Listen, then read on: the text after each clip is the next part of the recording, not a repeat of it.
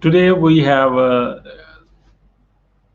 speaker, founder of Perfectly Timed Concierge Service, Stella Leaburn, and she's going to. I found on her LinkedIn profile she's a truth talker, so I'm looking forward to her conversation. And let's welcome Stella Leaburn. Welcome, Thank you. Stella. Thank you. Thank you so much for having me here. Thank you. It's a pleasure. Where were you? What happened? Who were you surrounded with that inspired you to do what you do today? Okay. When I was 17 years old, I had to escape. Well, I left the home that I lived in because I didn't feel safe in the home anymore.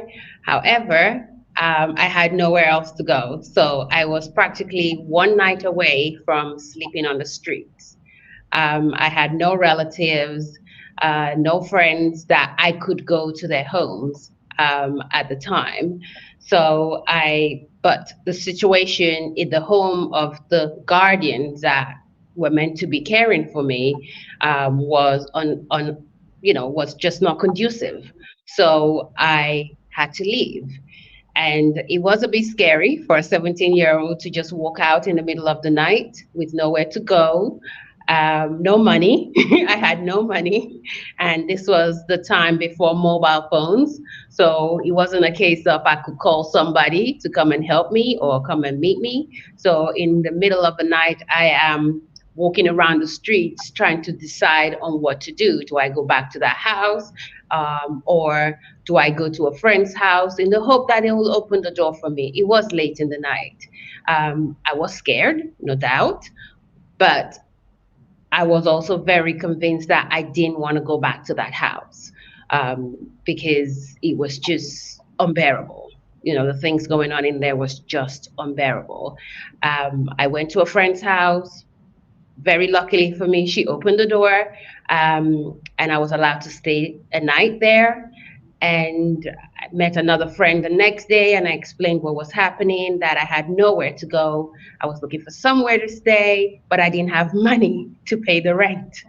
And she very kindly gave me the money for the rent and the deposit at the time, which enabled me to find a little room somewhere that I could afford at the time. And the rest, as I say, is history. So, here I am today.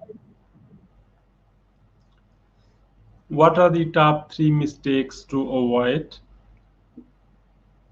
Top three mistakes to avoid in life. I mean, there are a load of mistakes to avoid in life, but um, in life or in business, sorry, did you mean?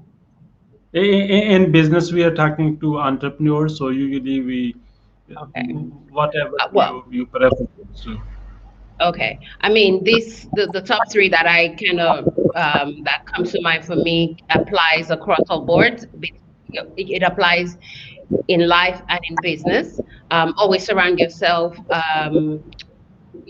Try and avoid surrounding yourself with the wrong type of people.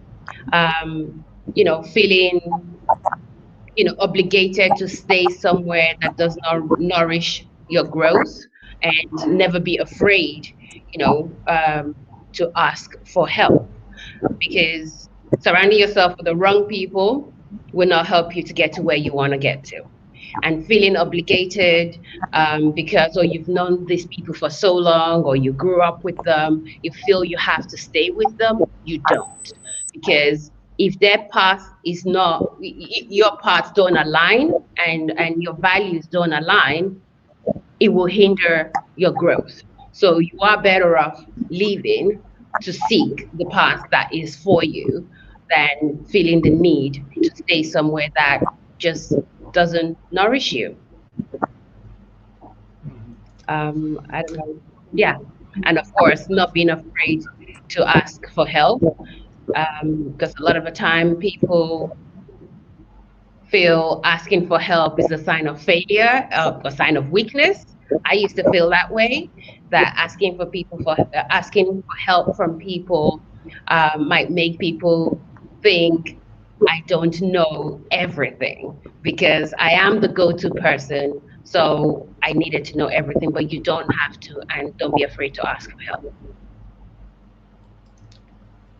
What is your greatest failure story? What did you learn and how did you overcome it? How did you recover from it? Okay, wow, this is an interesting one. Greatest failure. Ooh, where do I start? Um,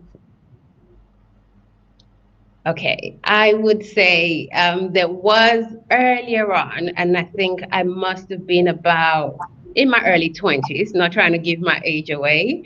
I invested in a business with someone that I grew up with, was a childhood friend, and they came to me with a business proposal.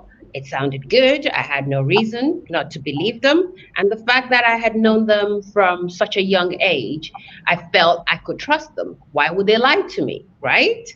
So I, of course, foolishly went along and invested my money in this business. That as soon as my money was released, the individual disappeared. And I had nowhere to go, no recourse, because I didn't think we needed a contract in place because we were friends. And like I said, I'd known them from when I was this high. So I didn't think there was no reason why I couldn't trust this person. So there was no contract. I had no recourse. I had nowhere to go to get my money back. And eventually I had to put it down to one of those very poor business decisions. And I learned from it that going forward, I always do my due diligence, irrespective of who the person is that's coming to me with a business proposal. I will do my research. I will ask for references, and I'm not afraid to ask questions. And whether the business is with my own sister, I want to see a contract because I don't want to make the same mistake again. So that was, yeah, what happened, what I learned from it, and going forward, I do my research and due diligence. What are your top three success secrets that others can follow? Okay, success secrets. There are many. There are many things that obviously people can do depending on where they're at. But these top three for me are things that I have done over the years. I surround myself with, people who want the best for me, who have my best interest at heart. I read books. I read a lot of books. And I'm never afraid, never be afraid to decline an offer if it sounds too good to be true, no matter who it's coming from. Your own sister, your brother, it doesn't matter. Your best friend. If it sounds too good to be true, don't be afraid to say no. Or well, at least ask for some time to think about it and don't feel pressured to say yes because of your relationship with the individual. And if after you've thought about it, it still doesn't sound, you know, credible, and it basically, if it sounds too good to be true, as we all know, chances are it is too good to be true. So go with your gut instinct and just don't be afraid to decline offers and to say no.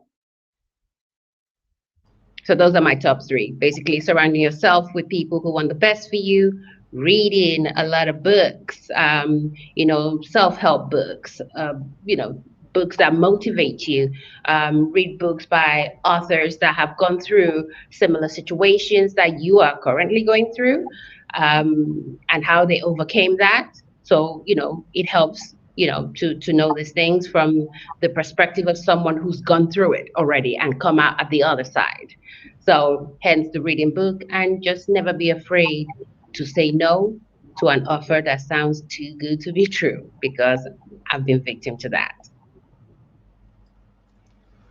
What is the most impactful business book you read and what did you learn from it? Okay. Most impactful. Oof.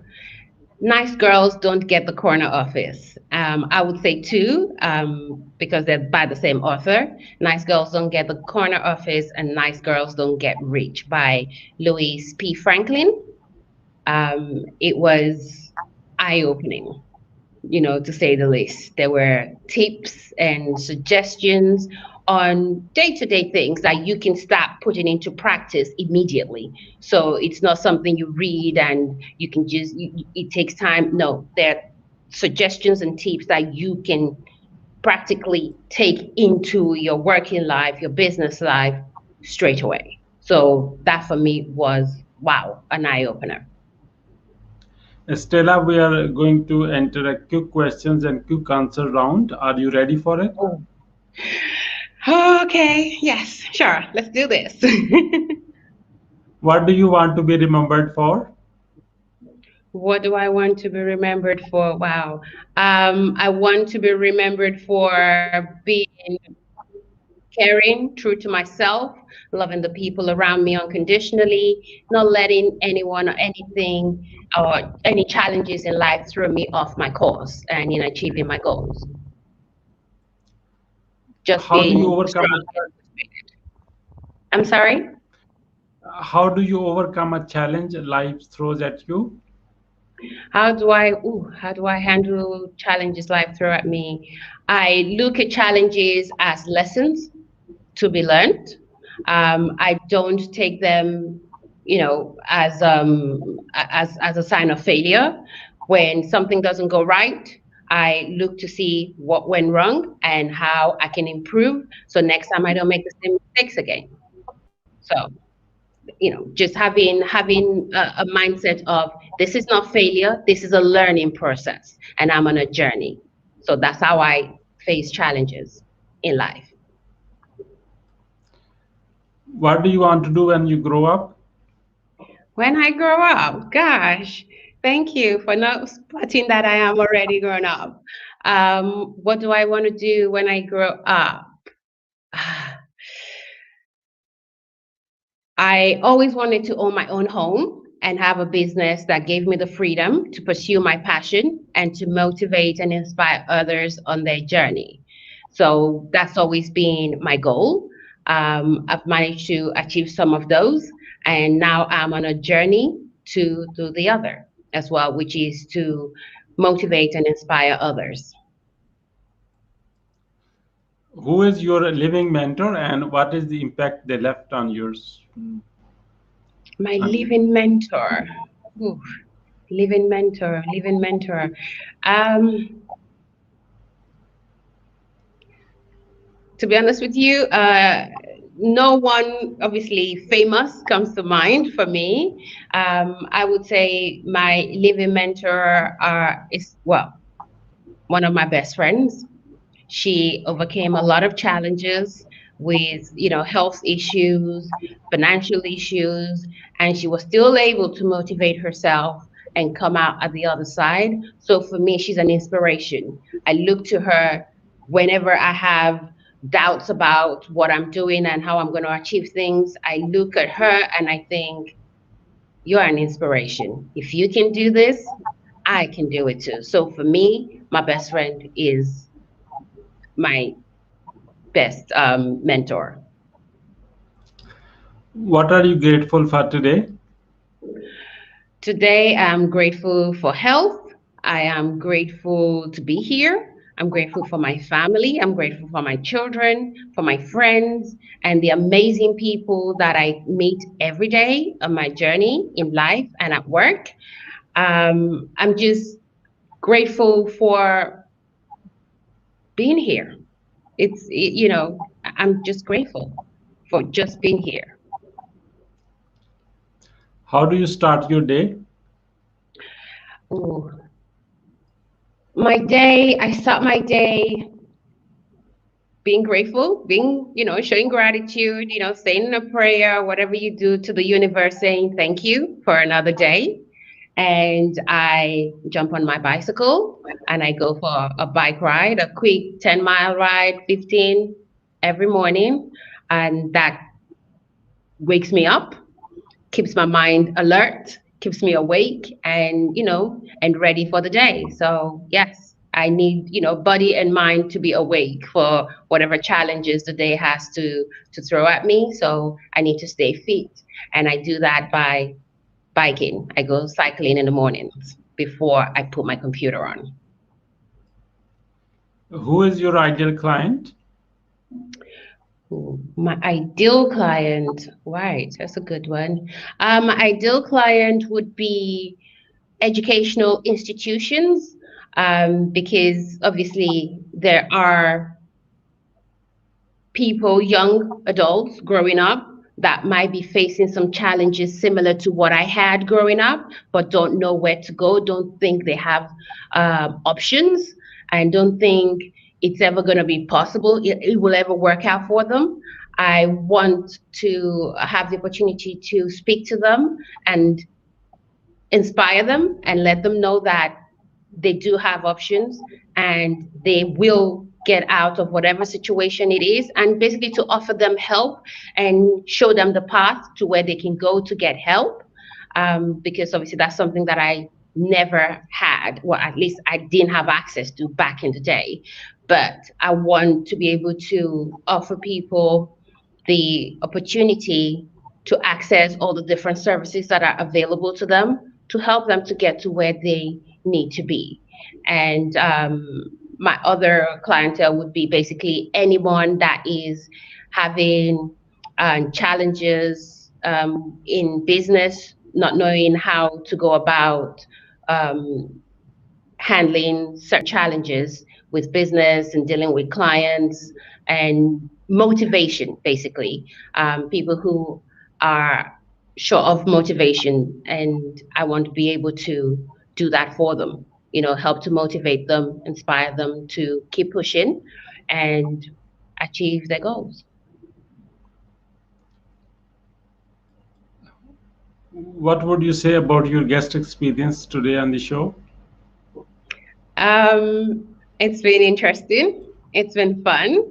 We had a nice little chat before we went live. So I would say it's been, it has been interesting. It's been inspiring, and a great opportunity to be live and sharing my experience with people that might need it.